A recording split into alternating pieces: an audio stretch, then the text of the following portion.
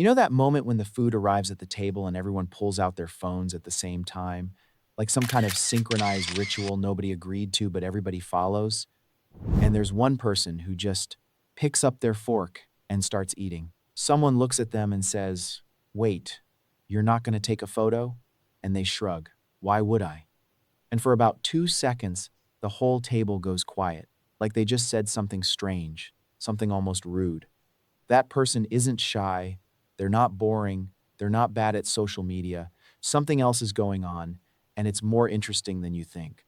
If you're someone who scrolls but never posts, who opens the app, types a caption, stares at it for 10 seconds, and then deletes the whole thing, who has an account that technically exists but looks like a ghost town? This is for you. Here's something nobody talks about. You're not the minority. Research consistently shows that on most platforms, roughly 90% of users never post. They watch, they scroll, they consume, but they stay silent. The entire internet is built on the content of about 10% of its users, and the rest? Just audience. But no one ever makes content for the audience. No one says, "Hey, you, the quiet one, let me explain what might actually be happening in your head. So let me be the first." Because your silence might not be what you think it is. Let me ask you something. If someone handed you a blank contract and said, "Sign it," everyone else already did, would you sign it? Probably not. You'd feel something in your gut. Not fear exactly, but resistance. A quiet voice saying, "I need to understand what I'm agreeing to before I give anything away." That hesitation isn't weakness. It's your brain doing what it was designed to do. Protect you from giving up something valuable before you understand the cost. Now think about what happens every time you almost post something but don't. You write the caption, you choose the photo, your thumb hovers over share, and then something pulls you back. You delete the draft, you close the app, and you feel weird about it, like you failed at something everyone else finds effortless. But here's what's actually happening. Your brain is running a cost-benefit analysis you're not even conscious of. It's asking, if I put this out there, who decides what it means? And the answer is everyone except you. The moment you post, you hand the meaning of your experience to a crowd of people who will judge it, ignore it, or scroll right past it in half a second. Psychology calls this self-discrepancy, the gap between who you actually are and who you perform to be.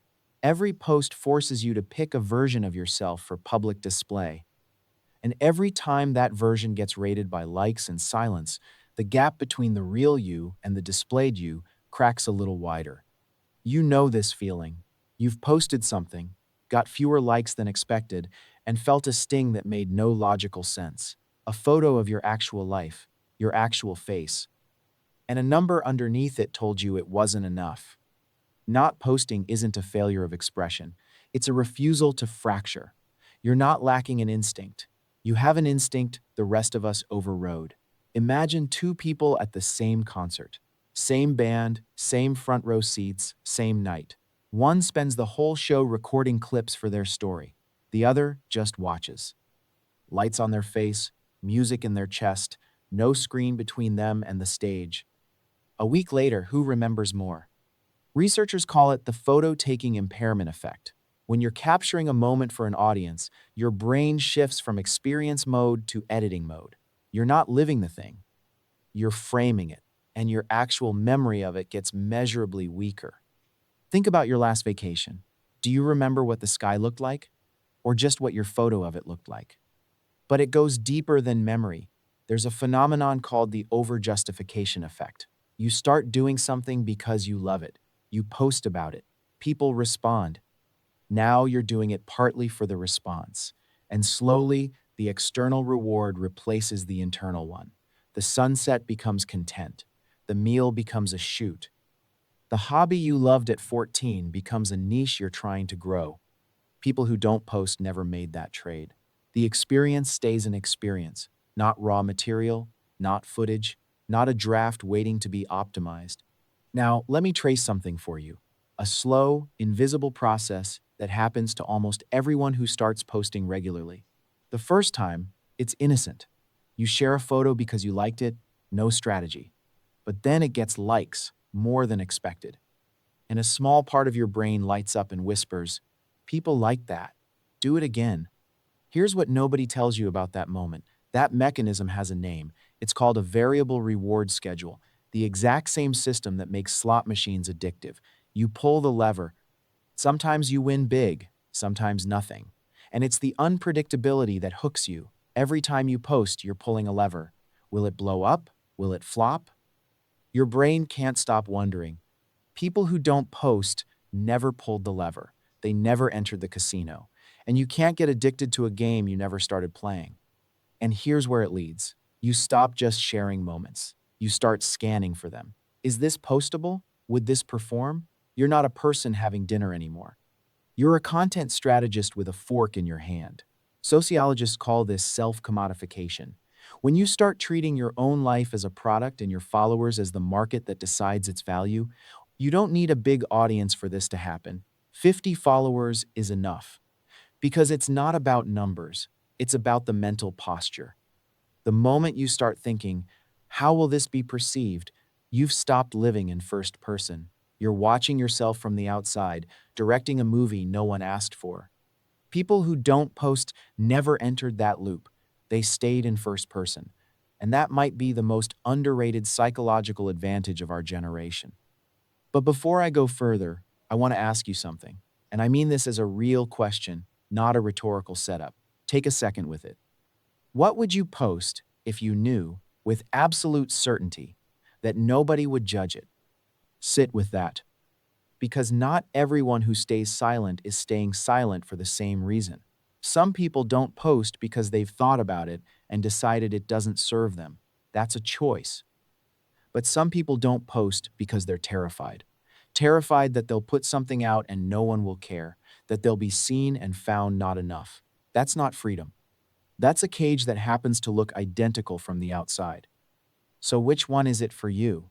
Is your silence a wall you built to protect yourself? Or a door you chose to close because you simply don't need what's on the other side? One of those is sovereignty, the other is surrender. They look the same, they are not the same thing. If you flinched, sit with it. The discomfort is useful. And if you felt nothing, if your honest answer is, "I just don't care about posting," then what you have isn't apathy. It's clarity. And that clarity gives you something back that most people don't realize they've lost. There's a term for what the rest of us are living in: continuous partial attention. It means you're never fully anywhere. One eye on the person across from you, one eye on your phone. One ear in the conversation, one ear waiting for the next buzz. Half present in everything, fully present in nothing.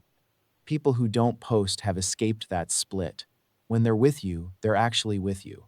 Not composing a caption in the back of their mind, not mentally framing the moment for later. Just there. You can feel the difference. You've felt it. You know exactly who in your life gives you their full attention and how rare that's become. And there's a cost most people never calculate.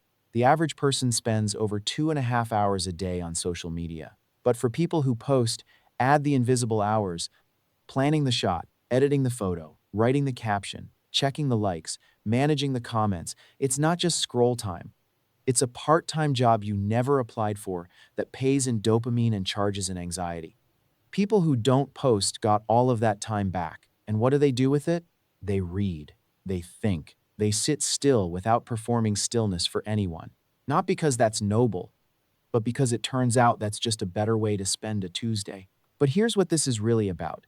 It's not about social media. Social media is just the arena. The real question is older and bigger. Who gets to define what your life means? For most of human history, the answer was obvious. You did. No audience, no metrics, no scoreboard for your existence. Kings had public images. Actors had audiences. Regular people just had lives. Then, in less than 20 years, we handed every person on earth a stage and said, "Perform." And most of us did, without asking why, without asking what it would cost. People who don't post looked at that stage and said, "No thanks, I'll decide what my life means." That's not a social media preference. That's identity sovereignty. Remember the person from the beginning? The one who just started eating while everyone else was taking photos? Nobody at that table remembers he didn't take a picture. But he remembers the food was good.